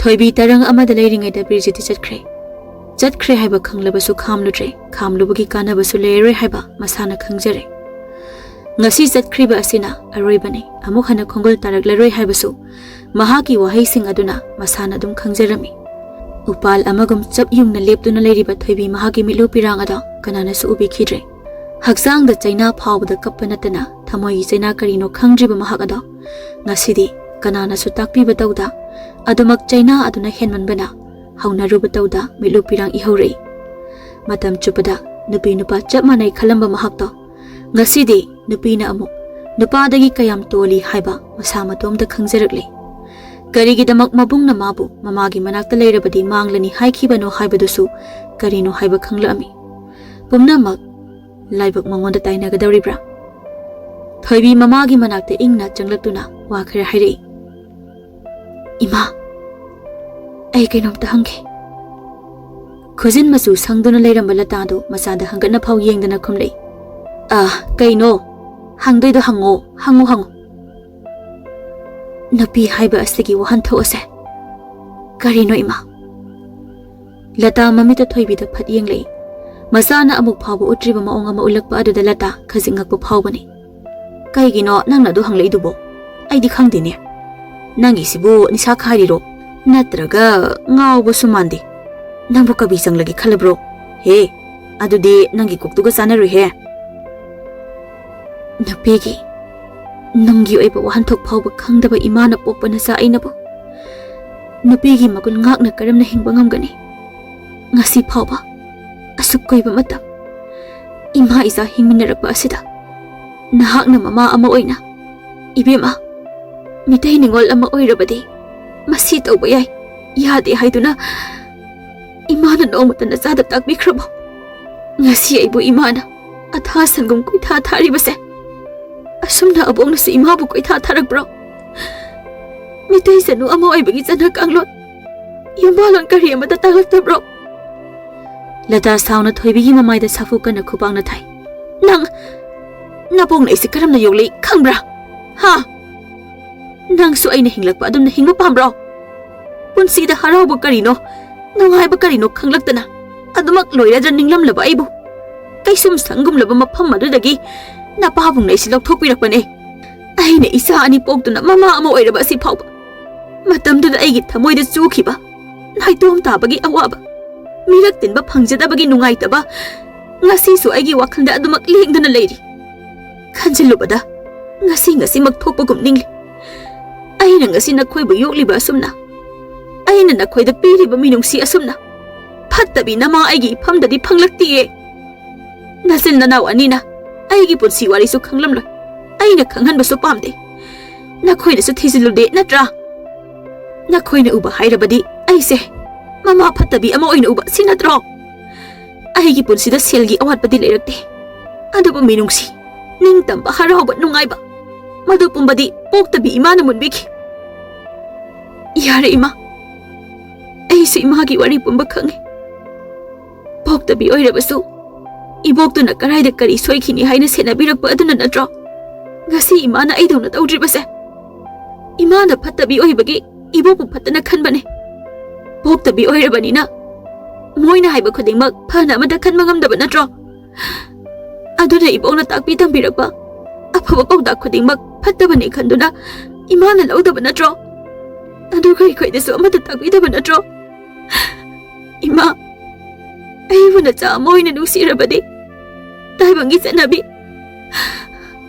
nabi ama hoibagi licha saja khajik tawirabasu takpi tambiramba kari tawbage ima Hꯧꯖꯤꯛꯇꯤ ꯀꯅꯥꯗꯁꯨ ꯃꯔꯥꯟ ꯊꯪꯖꯤꯟꯒꯦ ꯈꯜꯂꯅꯨ. ꯅꯁꯥꯒꯤ ꯑꯁꯣꯏꯕꯗ ꯆꯨꯝꯊꯣꯛꯆꯅꯕ ꯍꯣꯠꯅꯖꯔꯣ. ꯑꯩꯁꯨ ꯆꯨꯝꯊꯣꯛꯅꯕ ꯍꯣꯠꯅꯖꯔꯒꯦ. ꯅꯃꯛꯅ ꯈꯨꯠꯅ ꯂꯥꯝꯕ ꯐꯪꯂꯕ ꯏꯃꯥꯅ ꯄꯥꯞꯀꯤ ꯃꯁꯛ ꯑꯣꯏꯔꯕ ꯂꯝꯕꯤꯗꯨꯗ ꯀꯌꯥꯝ ꯀꯨꯏꯅ ꯆꯠꯈꯤꯅꯤ.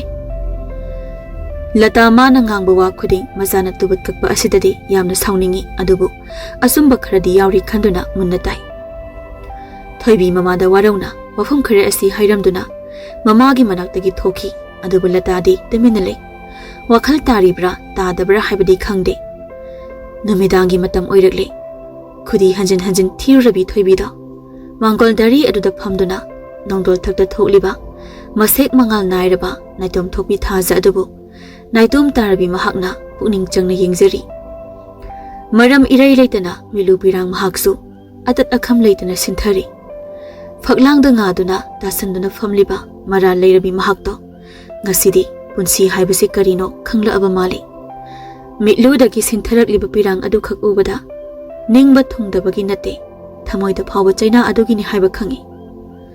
ꯃꯇꯝ ꯈꯔꯒꯤ ꯃꯇꯨꯡ ꯃꯥꯟꯖꯒꯤ ꯏꯃꯨꯡꯗꯗꯤ ꯊꯣꯏꯕꯤꯒ ꯋꯥ ꯂꯣꯏꯁꯤꯜꯂꯁꯤ, ꯅꯨꯄꯤ ꯑꯃ ꯊꯤꯅꯕ ꯇꯧꯔꯁꯤ ꯍꯥꯏꯅꯔꯝꯃꯤ. ꯑꯗꯨꯕꯨ ꯃꯥꯟꯖ ꯃꯍꯥꯛꯅꯗꯤ ꯌꯥꯖꯗꯦ. ꯃꯍꯥꯛ ꯅꯨꯄꯤ ꯍꯥꯏꯕꯁꯤ ꯄꯨꯡꯈꯤ ꯈꯤꯔꯦ ꯍꯥꯏꯗꯨꯅ ꯀꯣꯏꯆꯦꯟ ꯆꯦꯜꯂꯤ. ꯃꯃꯥ ꯑꯃꯗꯤ ꯃꯄꯥꯅ ꯌꯥꯝꯅ ꯀꯟꯅ ꯇꯛꯁꯤꯜꯂꯕꯁꯨ ꯃꯆꯦꯁꯤꯡꯅꯗꯤ ꯃꯧꯄꯥꯅ ꯅꯨꯄꯤ ꯅꯧꯅ ꯊꯤꯕ ꯍꯥꯏꯕꯁꯤ ꯌꯥꯔꯝꯗꯦ. ꯃꯔꯝꯗꯤ ꯃꯆꯦꯁꯤꯡ ꯑꯁꯤ ꯍꯥꯟꯅ ꯃꯌꯨꯝ ꯄꯥꯜꯍꯟꯈꯤꯁꯤ ꯍꯥꯏꯕꯒꯤꯅꯤ. ꯊꯥꯔꯣꯅ, "ꯏꯕꯨꯡꯉꯣ, ꯅꯪꯕꯨ ꯌꯥꯔꯣꯗ. ꯏꯃꯥꯅ ꯅꯨꯄꯤ ꯑꯃ ꯈꯪꯏ, ꯑꯗꯨ ꯍꯦꯛꯇ ꯍꯥꯏꯅꯧꯔꯒꯦ." "ꯏꯃꯥ, ꯑꯩ ꯅꯨꯄꯤ ꯊꯤꯔꯣꯏ ꯂꯦꯞꯂꯦ. ꯑꯗꯨꯒꯤ ꯋꯥꯐꯝꯗꯣ ꯑꯩꯉꯣꯟꯗ ꯑꯃꯨꯛ ꯍꯟꯅ ꯍꯧꯗꯣꯛꯄꯤꯔꯣꯅꯨ. ꯑꯩ ꯅꯨꯄꯤ ꯍꯥꯏꯕ ꯖꯤꯕꯁꯦ ꯄꯨꯡꯈꯤ ꯈꯤꯔꯦ." "ꯅꯨꯄꯤ ꯈꯤꯔꯒꯅ ꯍꯣꯃꯣ ꯑꯣꯏꯅ ꯂꯧꯔꯒꯦꯔꯣ?" "ꯑꯁ, ꯇꯨꯀꯠꯆꯩꯗ ꯏꯃꯥ. ꯀꯔꯤ ꯋꯥꯇꯥ ꯈꯣꯟꯗꯥꯅꯣ? ꯑꯍꯟ ꯑꯃ ꯑꯣꯏꯔꯒ ꯑꯗꯨꯒꯨꯝꯕ ꯋꯥꯕꯨ ꯉꯥꯡꯕ꯭ꯔꯣ?" "ꯍꯥꯏ, ꯍꯩꯄꯥꯛꯀꯩꯁꯤꯡ. ꯅꯪꯒꯤ ꯅꯨꯄꯤ ꯑꯗꯨ ꯈꯛꯇꯅ ꯐꯠꯇ꯭ꯔꯒ ꯅꯨꯄꯤ ꯑꯩꯈꯣꯏ ꯂꯣꯏꯅ ꯐꯠꯇꯦ ꯈꯟꯕ ꯌꯥꯕ꯭ꯔꯣ? ꯅꯨꯄꯤ ꯑꯐ ꯑꯐꯕ ꯌꯥꯝ ꯂꯩ. ꯑꯩꯅ ꯌꯦꯡꯒꯦ ꯈꯜꯂꯤꯁꯤꯁꯨꯅꯦ ꯅꯪꯒꯨꯝꯕꯅꯤ. ꯃꯥꯁꯨ ꯃꯌꯨꯝ ꯌꯥꯝ ꯉꯟꯅ ꯄꯥꯟꯕ ꯑꯣꯏꯔ ꯃꯥꯜꯂꯦ. ꯃꯆꯥꯒ ꯑꯃꯠꯇ ꯌꯥꯎꯍꯧꯗꯦ ꯍꯥꯏ. ꯃꯋꯥꯗꯨꯁꯨ ꯂꯨꯍꯣꯡꯕ ꯊꯥ 2 ꯐꯥꯗ꯭ꯔꯤꯉꯩ ꯃꯃꯥꯟꯅꯕ ꯃꯁꯦꯟ ꯈꯟꯅꯕꯗ ꯁꯣꯏꯕꯗꯒꯤ ꯃꯀꯣꯛꯇ ꯁꯣꯛꯄꯗ ꯁꯤꯕ ꯑꯣꯏꯔ ꯃꯥꯜꯂꯦ. ꯅꯨꯄꯤꯗꯨꯁꯨ ꯃꯔꯥꯏꯕꯛ ꯊꯤꯖꯔꯦ. ꯅꯪꯁꯨ ꯅꯔꯥꯏꯕꯛ ꯊꯤꯔꯦ. ꯅꯨꯄꯤ ꯆꯔꯣꯏ ꯑꯃ ꯍꯦꯛ ꯇꯥꯔꯨꯗꯅ. ꯑꯗꯨꯅ ꯅꯪꯒꯤ ꯅꯨꯄꯤꯒꯤ ꯋꯥꯈꯜꯗꯣ ꯀꯥꯎꯊꯣꯛꯈ꯭ꯔꯣ ꯌꯥꯔꯦ. ꯌꯥꯔꯣꯏꯗꯕ ꯅꯨꯄꯤꯅꯤ ꯃꯗꯣ. ꯅꯧꯔꯤꯉꯩ ꯅꯪꯁꯨ ꯅꯌꯨꯝꯗꯣ ꯄꯥꯜꯍꯧꯅꯕ ꯇꯧꯔꯁꯤ ꯍꯥꯏꯕꯅꯤ ꯃꯤ ꯏꯕꯨꯡꯉꯣ ꯅꯪꯕꯣ." ꯃꯥꯟꯖ ꯇꯞꯅ ꯑꯗꯨꯝ ꯄꯥꯎꯈꯨꯝ ꯄꯤꯔꯛꯏ. "ꯏꯃꯥ, ꯑꯩꯒꯤ ꯅꯨꯄꯤꯁꯨ ꯄꯥꯝꯗ꯭ꯔꯤ, ꯃꯤꯒꯤ ꯅꯨꯄꯤꯁꯨ ꯄꯥꯝꯗ꯭ꯔꯤ, ꯂꯨꯍꯣꯡꯐꯥꯟ ꯑꯃꯨꯛ ꯍꯟꯅ ꯐꯝꯕꯁꯨ ꯄꯥꯝꯗ꯭ꯔꯤ. ꯃꯔꯥꯏꯕꯛ ꯊꯤꯔꯕꯤ ꯃꯍꯥꯛꯀꯤꯁꯨ ꯀꯅꯥꯒꯨꯝꯕ ꯑꯃ ꯑꯗꯨꯝ ꯂꯥꯛꯆꯅꯤ." ꯋꯥꯍꯩ ꯈꯔ ꯑꯁꯤ ꯍꯥꯏꯔꯝꯗꯨꯅ ꯃꯥꯟꯖ ꯃꯃꯥꯒꯤ ꯃꯅꯥꯛꯇꯒꯤ ꯊꯣꯛꯈꯤ. ꯊꯥꯔꯣ ꯃꯇꯣꯝꯇ ꯁꯣꯟꯖꯍꯧꯏ. "ꯑꯁ, ꯃꯁꯤꯗꯤ ꯏꯃꯧ ꯊꯣꯏꯕꯤ ꯉꯥꯡꯅ ꯁꯛꯅꯕ ꯌꯥꯗꯕꯗꯣ ꯄꯨꯔꯥ ꯍꯟꯖꯤꯜꯍꯧꯔꯦꯗꯅ. ꯄꯨꯔꯥ ꯀꯩꯅꯣꯝꯅꯤꯅꯦꯁꯦ. ꯅꯪ ꯂꯧꯗꯕ ꯉꯝꯕ꯭ꯔꯥ ꯌꯦꯡꯒꯦ. ꯑꯩꯅ ꯊꯤꯕ ꯏꯃꯧꯗꯣ ꯍꯌꯦꯡꯃꯛ ꯃꯥꯡꯒꯣꯜ ꯀꯥꯒꯦ. ꯏꯃꯧ ꯃꯇꯤꯛ ꯉꯝꯒꯦ. ꯏꯆꯥ ꯃꯔꯤꯜ ꯁꯤꯠꯀꯦ." ꯊꯥꯔꯣ ꯆꯣꯡꯂꯝ ꯆꯥꯗꯕꯤ ꯃꯃꯧꯒ ꯃꯆꯥꯒ ꯌꯨꯝ ꯄꯥꯟꯃꯤꯟꯅꯕ ꯑꯣꯏꯊꯣꯛꯂꯔꯣꯏ ꯈꯪꯂꯕꯅ ꯍꯌꯦꯡꯃꯛ ꯃꯃꯧ ꯍꯥꯏꯅꯕ ꯆꯠꯇꯧꯒꯤ ꯃꯆꯥ ꯈꯪꯍꯟꯗꯅ ꯊꯧꯔꯥꯡ ꯇꯧꯔꯝꯃꯤ. ꯁꯣꯝꯗꯁꯨ ꯂꯇꯥꯗꯣ ꯃꯆꯥꯅ ꯃꯥꯒ ꯌꯨꯝ ꯑꯃꯠꯇꯗ ꯂꯩꯔꯕꯁꯨ ꯁꯛꯈꯪꯅꯗꯕ ꯑꯃꯒꯨꯝ ꯀꯔꯤꯁꯨ ꯍꯥꯏꯅꯗ ꯉꯥꯡꯅꯗꯅ ꯂꯩꯕꯁꯤꯗ ꯌꯥꯝꯅ ꯅꯨꯡꯉꯥꯏꯔꯝꯗꯦ. ꯃꯆꯥꯅꯨꯄꯥ ꯑꯍꯟꯗ ꯐꯣꯟ ꯇꯧꯗꯨꯅꯁꯨ ꯋꯥꯔꯤ ꯄꯨꯡꯕ ꯇꯝꯂꯝꯃꯤ. ꯃꯆꯥꯅꯨꯄꯥꯅ ꯂꯇꯥꯗ ꯌꯥꯝꯅ ꯊꯤꯅ ꯆꯩꯔꯛꯏ. ꯑꯗꯨꯒ ꯐꯣꯟꯗꯨ ꯊꯝꯈꯤ. ꯊꯣꯏꯕꯤꯒꯤ ꯃꯕꯨꯡ ꯊꯣꯏꯕꯤꯗ ꯐꯣꯟ ꯇꯧꯔꯛꯏ. ꯊꯣꯏꯕꯤ ꯐꯃꯨꯡ ꯃꯊꯛ ꯑꯗꯨꯗ ꯃꯪꯗꯨꯅ ꯐꯝꯂꯝꯕꯗꯒꯤ ꯐꯣꯟ ꯂꯥꯛꯄ ꯃꯈꯣꯜ ꯑꯗꯨ ꯇꯥꯔꯗꯨꯅ ꯀꯅꯥꯅꯣ ꯍꯥꯏꯅ ꯌꯦꯡꯉꯤ. "ꯇꯥꯆꯧ, ꯏꯕꯨꯡꯗꯤ ꯅꯆꯟꯕꯨ ꯋꯥꯔꯧꯗꯕ꯭ꯔꯣ? ꯀꯅꯥꯅꯁꯨ ꯈꯣꯟꯖꯦꯜ ꯇꯥꯅꯤꯡꯗ꯭ꯔꯕ ꯑꯩꯕꯨ ꯏꯕꯨꯡꯅꯗꯤ ꯅꯆꯜꯂꯩꯒ ꯋꯥꯔꯤ ꯁꯥꯒꯗꯕꯒꯤ phone ꯇꯧꯔꯛꯏꯕ."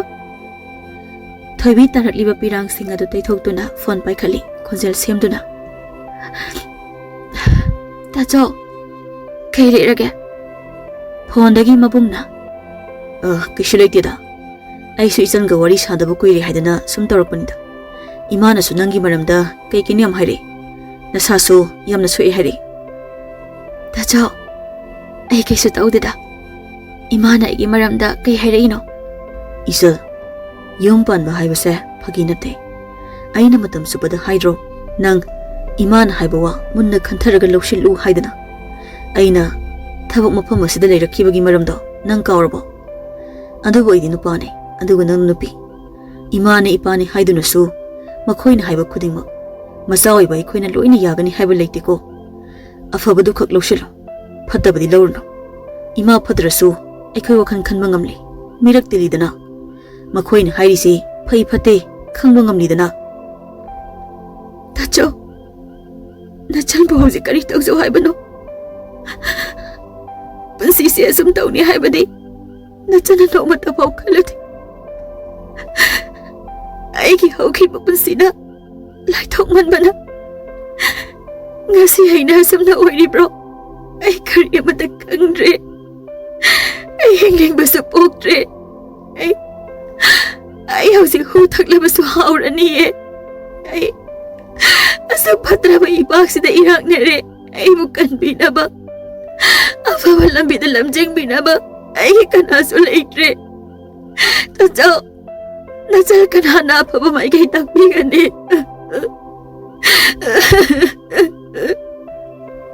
Hai, khóc kano. Nang na kaidawi kap toino. Nang maung natro. Nang na soirasu. Nang bu sumthopi ba ngamba. Nangi na pura belai dudi.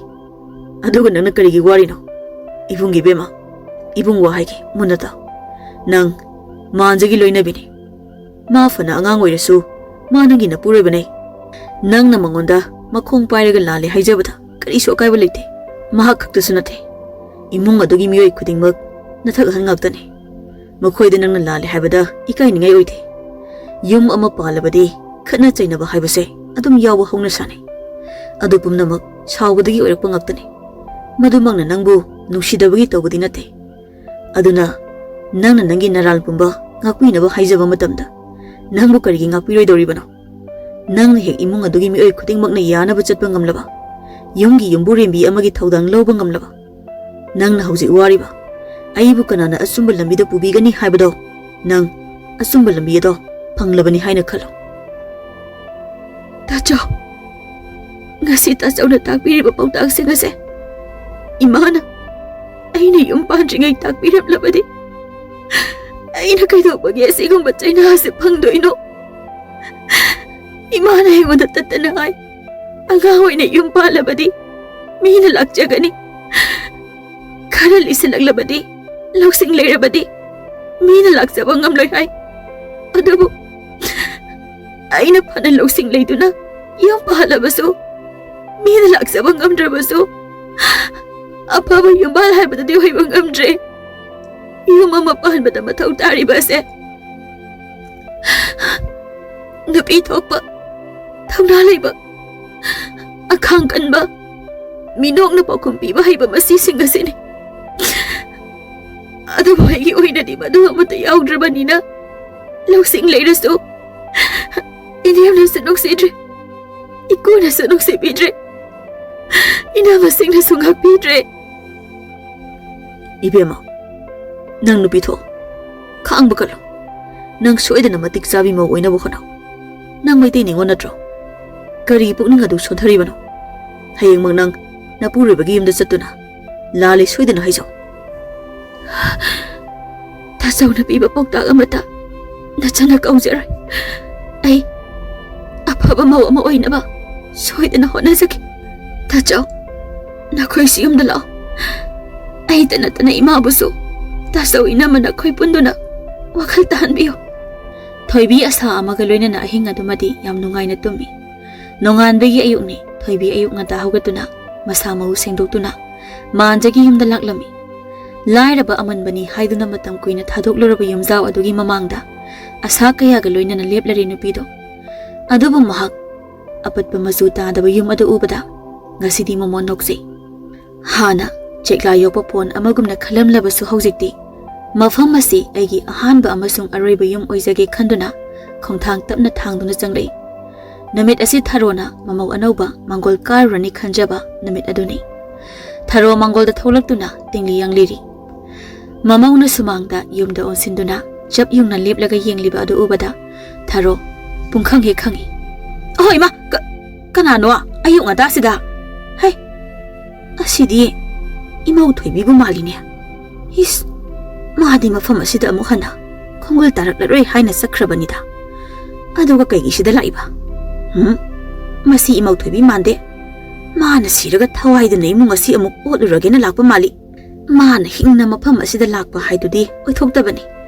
As aina khalise onaramladra. Mi atopa huranbagumba amuk oiramdanako. Masi kanano haibadudadi khangdoklagi hei. Tharo tumba hawalakta ngairibagi ngauri uriba ado zazat pangkhanda khalibani. Lauraga asumna hangi. Hai, kanano ne ayuk yenda anganbasida aibu ipai thibai hawalisibo. Nangbu kanano mi oire changlau. Kai pami hairo law. Lai oire hankro. Hawjik na khoigi matam loire. Bhut nabu nonga laphau kanana mi ki handana leinage. Chalo. Aidi bhut lai ki biba mi nate ko. Mahausadagi mathong saba. Wa haigandavi manemgi wahaising adu taraga. Thoibi kuina momon nokludraba chinbando khajik chingduna nokjei. Thoibi manemgi manakta tamna changsinjei thamoidana asumna khanjei. Ima sibo aise khangdra jala. Kaisu yamna mambasu oitre. Aduga imana ai udrisina kaigino. Sidi imawi thawaini dana. Soidre. Aikhoina ma phukibado adugi laman khumbalakpa soidana oiramgani. Has masidi kamai tongni. Aina malena khanbadu oirammeba. Ima namaubu khangdrabo. Ai ngasidi yumasida punsigi oina halaabane. Haima sidi thawai khak mandine. Haksangsu yorpa maline. Kaino aigi imaudubu sumaina ingna wa haibaga haibrane. Punsigi hale haibra kaino amasu yauri ni man hairise. Ibema nangbu aigi imau thoibiro. Hoi mane ima. Aibu amukta lausinbiyo ima. Ai ima khoidi yam lankre. Tharodi sauningbadi lairadana ngakpana kham thengle. Mamaugi masindagi amuk phawa tadriba wahising amuk phawa udriba maongdu tharo thajaba sungamgamde. Tharo thoibi ado imungda kausilli. Imungi mi oisingsu loina haugatnarakle. Makhoisu thoibina anauba saglon ama hongaga yum aduda leirambaduda ingangai. Thoibi mana masing amadi mane makuda loina lale haizei. Makhoidi ngaklingi mathakta amuk thoibina wakhal tarakpagi harauba amasu yaure. Thoibi manjagi manakta changduna makhongda soktuna lale haizei. Manja karisu haida adum ayengba amada yengduna lei. Thoibi busu haugatpide. Magi maongdo makhoi loina angakpa oi. Manja itha thajadaba wa ama hairei. Ima ai noina nupi ama thise habadu yare. Ai luhongbadu yarage. Adubu ai haukiba waridi ningsingba pamde. Ifamdagi lapna chatluraba amangba mafamda chatlurabi kanabusu punsi khonglai amuk hana oiba pamde. Segai khiba fi amuk taisilabasu hanagumna oyu habadi yaroi. Aduna anauba masin batabane. Phiman dakfum leiba mayi naiba masu suraba dubu kanana hanna seningadoribana sitokhibatin ai amu hanna yosaningde. Yagadra wakal tarakadra haini yengbu yaba yenglimlabane. Yadre khangdana thamoisidagi magi mami muthatkrabane. Aduga ngasitamak magi longnong wahai kharasi taraga aina amuk tethagadaba nate. Aise nupani nupa yumasigi piba. Marau laina hairakliba wahai khara asida thoibi magi thamoi sokla male makhon thongna kablei. Thoibi mana haizariba pumba thamoi sengna haizarabani matagum kapna khonjal ningnik launa haizarei. Aina haizarise aigi thamoi da phauba singadune. Aina thamoi sengna haizari ai bhaungta ngakpiyo. Ai ngasidagi nakhoina yadaba thaba amata tawjaroi. Yumasida lengduna leizarage. Mahu amagi thaudangsu lauzarage. Ipamgi wasu tajaroi. Imana haibasu injararoye. Thoibina thamoi sokna kapadu uraga tharona nungaitaduna manjada hairei. Ibungo imausi sengna hairaba malini nangbo ngakpirone. Mamana haibasu illaroi haisinadi ma kharadi safarani. Lale hairabadi ngakpiba hayuni ibungo. Landaba ngamba kanabu leigene. Handakti ngakpirasi ibungo. Mathang lam hek hela abadine ima tawge. Ima aise matam khara pangsilure. Mina hairikai chumlaboida khalure. Adu bai hojikti kanana su haibu wa thajaroi. Sa kharaga lemina rubadagi aise makhoigi matau tapna tambada makhoi dongna isu thamoi kale. Hauji aigi thamoi yamda kansinkhre. Kanamata aina ngakpiba ngamtre. Ngamsu ngamarai punsi oina. Wahai khara asi hairamdana manja mapanda thoki. Thoibi mana haibada tawjaramba, mana phamu haibada phamba, lepu haibada leplamba mapuroibana, mabu waraukhre khanglabada thamoi sokna kapli. Adubu imungi miyoi singnadi ngaihaki sawbagi hairibani karisu khanganu haina thoibibu themjinbirami. Thoibi namitudagi yumgi makuk mata pumba mana loina tawrami. Matik sabi mau ama oinaba yamna kanna honajai. Mana fana yumburimbi ama oibada matik charabasu manjanadi mabu hana yengbiramde ngakbiramde. Nongmadi thoibina manjada hairami. Tabro ai kainamta haijage. Kaino kai haige habano. Kai natat am tawge haino. Adumaina haibigano. Ai nangonda kayarak hana lale haijau haibano. Yumsida leiba ima pabong inama mayam sinadi aibu ngakpiba ngamlaga. Nangnadi aibu karigi hauzik phawa sauribano. Aisi nangi nupine. Nangna aigi ipuraiba. Nangna ibu kayam kuina inthokpiga tauribano. Asukaiba matamase. Nangna ibu ngakpirabadi haiduna yumsida khanglakibane. Aduba ai hauzikti khangbagi pangkat loire. Nangna ibu nungsibirakpagi mahutta nongma nongmagi aibu tathiba sum helakle. Ai nangi naongse yumasida leigadaba ikaire. Nangbu ikaiba khangrane. Ikaiba haibasi kamai tawge. Yumsida leiba ikairagana chakrodana. Nangna chatningliba mafamduda nangini marup mayam leidaine. Sanga panga sel thum karisu wataba nangna aigi lawaigi yum aputpasida chamo chamo leirise. Mimangda namaidu ikaitro. Nupina khoise nangdonga loina ikaiba khanglam loitro. Aidi lairaba apangba angangne. Aduga nangna aigumbagi seba tawni kaini yumsida amuk hana laise. Nangbu nakokto kemda khantadraba.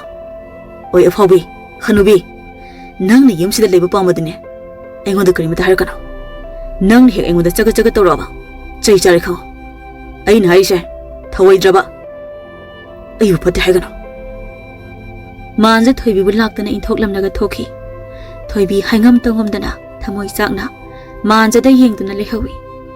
Thoibi mahaki asoiba khongthang amana khanthahudana lepkhiba warep amana matik chadrabi mau inthokpirabi loinabi mapam khongul tadrabi ningol ama ohenbiri. Adubu mahak thongna hanba leite. Nongma natraga nongmadi soidana mahakna manjagi thamoi joi tawba ngamgani haibasi magi thajabani. Thoibigi mata uraga ningol mari subiga manga subigana chirol tawduna hainari mari subina. As aikhoi thoibigi mongse aidi nungaitebo. Manga subina nongdi nungaite haibabu aidi mana hana aikhoi yumdagi ibunga puramdaida tawkhibada adu ningsinglaga kalak tumpele khalini. Chummine adugi namita aikhoi imungda oikhiba phibamdo masina pisa ma tawngambini ko pura aikhoi sedoktunani ko mana ibunga pukribada. Maram chalasigane chahiga sanaba nupa yengidi haidraga angang asibu mana pharaga leisindana. Haujikti nupase moina namdana singhanbiredana. Aduna mana tawba singda loina khanglabanina nupasina hanna phau yengbidre. He kaino noina haido ha nakhoisi nupi natabro. Masi ahal ibe leina tungdagi khangai hairakpani anido masida phat yengthorei. Nupi ama oiraga nupi amada adugumba hanthaba mi yengba haunabro ha nakhoina sasi kari oini nakhoi khanglabro. Ha na tuba noknagano ko na tuba ningong kai haiba ipa ipugi pawrodo kawgano. Haujik matamse mi noknaba yaba matam nate. Iru phadi kangba nangdi isada hanjili hainaribani. Migi imungi mataw tamaga aikhoigi yumasidadine ningona mawali kaido tawba yarego. Isal thoibise maraibak thirabini. Aikhoise migi yumda chaladi chamane mau haido oidoini.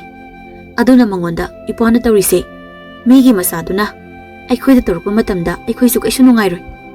Miduna phana lanba oirabasu ngakpiyu sumthoksagi hairabadi ngakpiba ngamba thamoido pangadabani. Aduga mamangdana apha saba matungdana khudi thiba makhai ngangnaba mado apha migi magul nati. Ngange haige hairadine masada oina hayo matungda haibagi mahut midusu sendokjahogani aduga nakhoi na miwa ngangbi oigadabadagisu kanba ngamjarani isegi bema nakhoi aina hairibase wakhal taba natra nakhoi ngasi haiba numit asidagi napina napida awaba pibagi thabakse thadouko wakhal tawko nakhoi Ibelena manaw anida wakhal tanaba ningthina hairami aduga mawpadasu thoibibu ngakpiu haina wari sarami Ibungo nang thoibi isi nungsidra nangondagi mana chahi phana halabasu mapuroibani nakhong sokna seba tawrage khana mapa mari thadatlamduna laklibase nang mabudi nungsifam thoi ma hanaga yamna manadrabani yamna honglabani yumgi maw ama oibadasu matik jare chikona kole Hanagum haina tanaba yadaba tawdri ise aidi masi yum sida phawle heningdrabani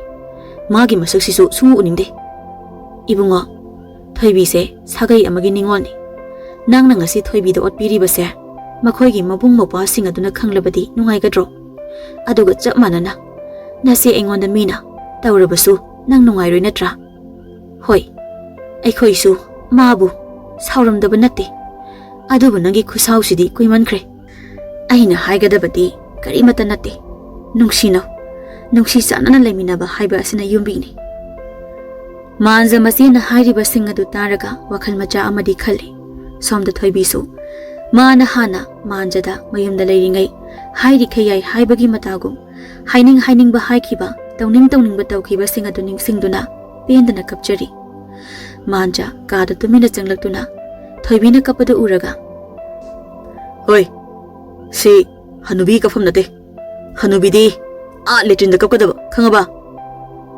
thoibidu hanagi matawgum manjana sauraga hairakli boy khandana mapidu sasat taithoi aduga phamthai phamthaba loire tumphiro lao ai hanubina thaba phamda tumde thoibi manjana matang chadana taroliba mari aduda ingangakna manjada yenglei hoi namikada aduma yenglakano kibu kije noi sahar nupi gi hongnabi nupa ubaga Yawong inba yagadaba nupa ra yengbado aingonda da yenglakano ai ningwal mawa inba khirabane thoibi manjana phagi tawribani haiba haujikta khanglei manjasu thoibi da yengduna asak pumino ama nolei manja thoibi gi manakta changlei aduga nang hokhuduna aingonda nang na isi apangba angang nina laina sanakibado haujikti aina mu nang sanaredana nupi nang na khangdaba amale ai haibirake ai sir angang oirasu nupa Yawong ilasu nupa khanglaba aina nang na haibawa tabiraktaba matamdadi aigi ikul khanglamgani ne thoibi manjada chena konsili aduga hihik jingduna kapi manja su kamnok tawduna themjenbi nupi sing ayambana khali aina haiba yariba nupase apangbani asonbani mahakti aina laina sananingba maongda sanagani hundokningba matamda hundokani naksiningba matamda naksingani adubu madu pumnamak aranbani makhoi apangba natte nungsibagi adumak pangpha phadokbani pangya yabani makhoigi asengba maguldi mahakna nungsijaribi nupi aduda tasengna waraukraba matamda khakta nupi aduna khangba ngamgani matam kharagi matungdani thoibibu manjana ngakpiraba tung thoibisu manjagi marum thupna hingduna mane maku seba tawduna nungaina pankhi manjana phagi oina thoibida toina haiba wahaise angang oirasu nupa Yawong ilasu nupa